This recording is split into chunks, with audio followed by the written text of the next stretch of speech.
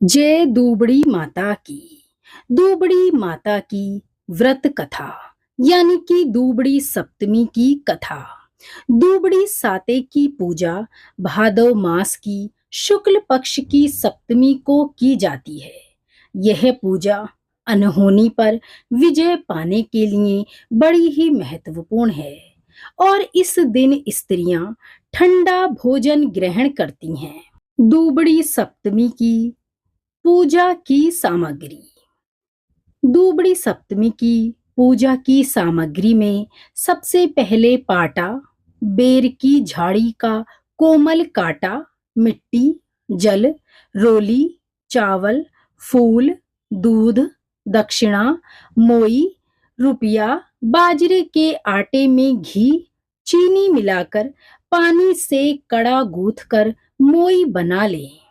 बायने के लिए कटोरी में भिगाया हुआ मोठ एवं बाजरा। रुइया पहली रात भीगा हुआ मोठ और बाजरा। ठंडा भोजन। ये दूबड़ी सप्तमी की पूजा की मुख्य सामग्री है। पूजा की विधि अब हम जानते हैं। पूजा की विधि। एक पाटे पर मिट्टी से दूबड़ी साते की आकृति मांडते हैं। आजकल लोग चित्र की भी पूजा कर लेते हैं। कई लोग जो पाटा बछवारस के दिन पूजते हैं उसी पाटे को रख लेते हैं और दूबड़ी साते के दिन उसको पूज लेते हैं। जल, दूध, मोई, मोठ, बाजरा, फूल, रोली और चावल चढ़ाकर पूजा करते हैं। अपने टीका अवश्य लगाएं। इस दिन थोड़ी सी मोई के अंदर एक बेर की झाड़ी का कांटा डालकर 2 गोली बनाकर एक गोली व्रत करने वाली स्त्री निगल लेती है और दूसरी गोली को चढ़ा देते हैं। बायना निकालना। भिगाए हुए मोठ एवं बाजरे को एक कटोरी के ऊपर रख दें। दोनों हाथ जोड़कर हाथ को पल्ले से ढककर 4 बार कटोरी के ऊपर हाथ फेर लें। फिर अपने टीका लगा लें। यह बायना सासू जी का आशीर्वाद लेने के लिए पांव लगकर दें। यह बायना जिठानी या ननद को भी दिया जा सकता है। सुविधा अनुसार बायने को किसी ब्राह्मणी को या ब्राह्मण को, मंदिर के पुजारी को भी आप भेज सकती हैं। अब हम दूबड़ी सप्तमी के उजमन की विधि का वर्णन करेंगे। लड़के के विवाह के पहले साल में दूबड़ी साते का उजमन किया जाता है। एक थाली में 13 जगह भीगे हुए मोठ बाजरे की कुंडी बनाकर उसके ऊपर एक साड़ी, ब्लाउज पीस और रुपये रखकर हाथ फेर कर सासू जी को पाएं लगकर दे दें। और फिर दूबड़ी सप्तमी की कहानी। हाथ में थोड़ा बाजरा मोठ लेकर या तो सुनते हैं या फिर पढ़ते हैं। कथा की समाप्ति पर हाथ का मोठ बाजरा पाटे में ही छोड़ देते हैं। दूबड़ी सप्तमी की कथा सुनने के बाद विंदायक जी की कथा को अवश्य ही श्रवण करें। चलिए अब हम भी दूबड़ी सप्तमी की पौराणिक कथा को प्रेम पूर्वक श्रवण कर लेते हैं। एक साहूकार था। उसके 7 बेटे थे। विवाह होते ही बेटों की मृत्यु हो जाती थी। 6 बेटे तो इसी प्रकार मर गए। साहूकार ने डरते डरते 7वें बेटे की शादी की तैयारियां शुरू की। बहन बेटियों को शादी में आमंत्रित किया। लड़के की बुआ जब शादी के उत्सव में भाग लेने के लिए घर से निकली तो रास्ते में एक कुम्हार उसे मिला। बातचीत में बुआ जी को मालूम चला कि साहूकार का बेटा विवाह के बाद भी जीवित रह सकता है यदि दूबड़ी साते की पूजा की जाए, ठंडी रोटी खाएं और शादी के सारे नेगचार उल्टे कर दें। शादी में बुआ जी ने ऐसा ही किया। वो गाली देते हुए घर में घुसी और उसने सारे नेग उल्टे करने शुरू कर दिए और सभी को इस बात की बड़ी हैरानी हुई कि आखिर बुआ ऐसा क्यों कर रही है। बारात निकालने को हुई तो बुआ जी ने पिछले दरवाजे से बारात निकाली। तभी सामने का दरवाजा गिर पड़ा। सबने मना करने पर भी स्वयं जिद करके दूल्हे के साथ बारात में बुआ गई और इस तरह वह जिद करते करते सारे काम उल्टे करती रही। रास्ते में बाराती जब एक बड़ वृक्ष के नीचे आराम करने लगे तो बुआ ने जानबूझकर सबको धूप में बैठने के लिए विवश कर दिया। तभी वह वृक्ष टूटकर गिर पड़ा। सभी ने बुआ की सूझबूझ की बड़ी ही तारीफ की।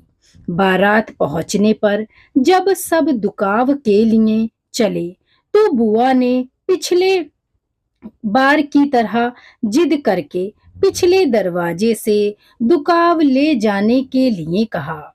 तभी सामने का दरवाजा गिर पड़ा और फेरों के समय भी बुआ जी कुम्हार के कहे अनुसार एक मिट्टी के बर्तन में दूध और एक तात का फासा लेकर बैठ गई। आधे फेरे होने के बाद एक सांप आया और वह दूल्हे को डसने ही वाला था कि तभी बुआ जी ने तात से उस सांप को फांस लिया।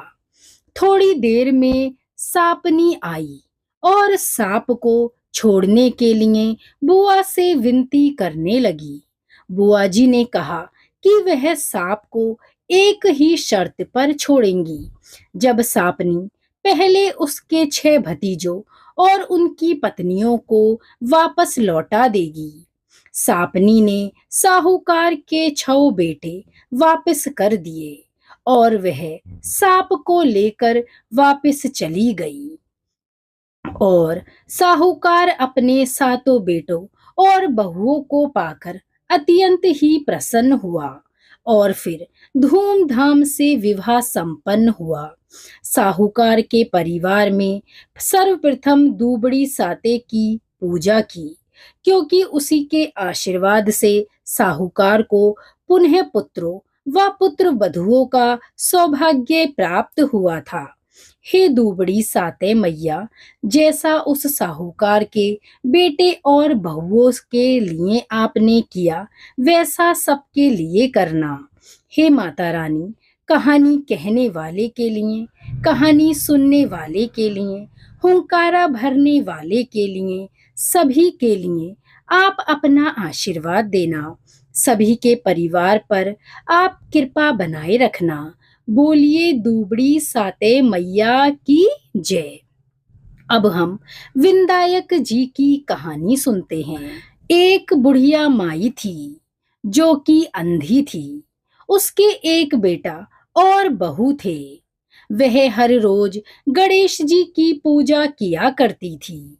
गणेश जी महाराज उससे रोज कहते थे, बुढ़िया माई कुछ मांग ले। बुढ़िया माई कहती, मुझे तो मांगना नहीं आता। तो गणेश जी बोले, अपने बेटे और बहू से पूछ ले, फिर मांग लेना। बुढ़िया माई ने अपने बेटे से कहा, बेटा गणेश जी कहते हैं कुछ मांग ले, पर मुझे समझ नहीं आता क्या मांगूं। तब बेटा बोला, माँ तू धन मांग ले। उसने बहू से पूछा। बहू बोली, सासू जी आप पोता मांग लो। बुढ़िया ने सोचा, ये दोनों तो अपने अपने मतलब की चीज मांगने को कह रहे हैं। वह अपनी पड़ोसन के पास गई और बोली, गणेश जी ने मुझसे कुछ मांगने को कहा है। बहू कहती है पोता मांग ले, बेटा कहता है पैसे मांग ले, लेकिन मैं क्या मांगूं? थोड़े दिन का जीना है, इसीलिए सोचती हूँ कि क्या मांगूं, और स्वस्थ शरीर सोचती हूँ कि मांग लूं। बुढ़िया माई ने पड़ोसन की भी बात नहीं मानी। पड़ोसन ने बताया कि तू अपने लिए स्वस्थ शरीर ही मांग ले। उसने सोचा बेटे बहू की भी बात मुझे माननी चाहिए और अपने सुख के बारे में भी मुझे सोचना चाहिए। दूसरे दिन गणेश जी बोले, बुढ़िया माई कुछ मांग ले। इस पर वह बोली, मैं अपने पोते को सोने के कटोरे में दूध पीता हुआ देखूं। इस तरह एक वरदान में उसने अपने बेटे के लिए धन, बहू के लिए बेटा और अपने लिए नेत्र दृष्टि भी मांग ली और अच्छे स्वास्थ्य की भी कामना की। गणेश जी बोले, अरे बुढ़िया माई, तू तो बड़ी चतुर निकली। तूने तो एक बार में ही सब कुछ मांग लिया, पर तू चिंता मत कर। तूने जिस लगन और सेवा भाव से मेरी सेवा की है, मैं तुझे सब कुछ दूंगा। और इतना आशीर्वाद देकर गणेश जी महाराज वहां से अंतर ध्यान हो गए। बोलिए गणेश जी महाराज की जय, विघ्नहर्ता की जय। हे विनायक जी महाराज, जैसे आपने बुढ़िया को सब कुछ दिया, वैसे ही आपकी यह कहानी सुनने वाले, सुनाने वाले, पढ़ने वाले, हुंकारा भरने वाले सबको अपना आशीर्वाद देना, सबके घर में अन्न धन की बरकत रखना और सभी के सभी विघ्नों का नाश करना। बोलिए गणेश जी महाराज की जय। तो दोस्तों, दूबड़ी साते से जुड़ी ये संपूर्ण जानकारी, कथा और विनायक जी की कथा, ये सभी जानकारी आपको कैसी लगी? अगर अच्छी लगी हो तो कमेंट बॉक्स में विघ्नहर्ता के लिए श्री गणेशाय नमः लिखना नहीं भूलिए। धन्यवाद।